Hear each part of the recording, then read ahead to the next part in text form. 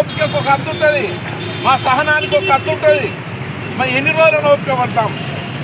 గౌరవ పొన్నం ప్రభాకర్ మంత్రి గారు పోయిన ఫిబ్రవరి నెలలోనే శాసనసభ సమావేశంలో ముందే మేము కమిటీ చేస్తామని హామీ ఇచ్చారు, ఇంకా నెరవేర్చలేదు. నా ఆవేశంలో ఉన్నాం. కొంతమంది ఉద్యమకారులు ఆత్మహత్య చేసుకునే ప్రమాదంలో ఉన్నారు.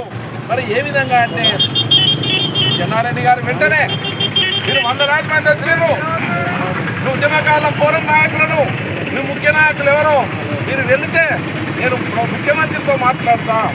ముఖ్యమంత్రి ప్రధాన కార్యదర్శి శేషాద్రి గారు ఉన్నారు, వారు సెక్రటరీలో ఉన్నారు, మీరు వెళ్ళండి అని మరి ముఖ్యమంత్రి గారితో మాట్లాడి ప్రభుత్వ వాహనంలో పోలీస్ అధికారులతో గౌరవంగా మా ఉద్యమకాల ఫోరం నాయకులను 4 ప్రతినిధులను ఈరోజు నిన్న సెక్రటరీకి పంపించడం జరిగింది.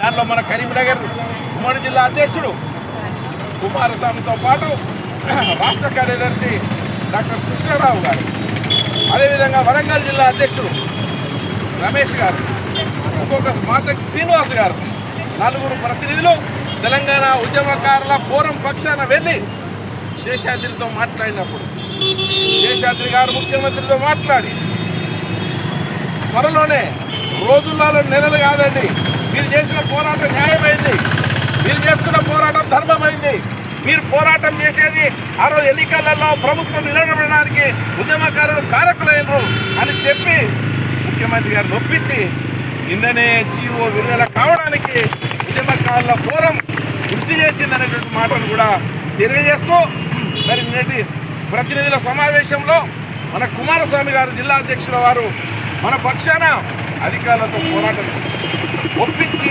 మెప్పించి వారి యొక్క మనసును దోసుకొని ఇవాళ జీవోను ఆలస్యమైనటువంటి జీవోను కాలయాపనమైనటువంటి జీవోను నిన్ననే తీసుకొచ్చి యావత్ తెలంగాణ ఉద్యమకారుల యొక్క ఆకాంక్ష నెరవేర్చడంలో ఒక మెట్టు ఎక్కినామనేటువంటి సంతోషాన్ని వ్యక్తం చేస్తూ ఈ యొక్క మొదటి మెట్టు చేసినందుకు ముఖ్యమంత్రి వారికి కూడా ధన్యవాదాలు తెలియజేస్తూ చివరి ఉద్యమకారుని వరకు న్యాయం జరిగేంత వరకు ఉద్యమకారుల ఫోరం నిరంతరం శ్రమిస్తుంది, పోరాటం చేస్తుంది, వాళ్ళ పక్షాన వాదిస్తుంది తప్ప అరెస్టులకు భయపడేది లేదు. కొంతమంది సంఘాలు ఉద్యమకారులు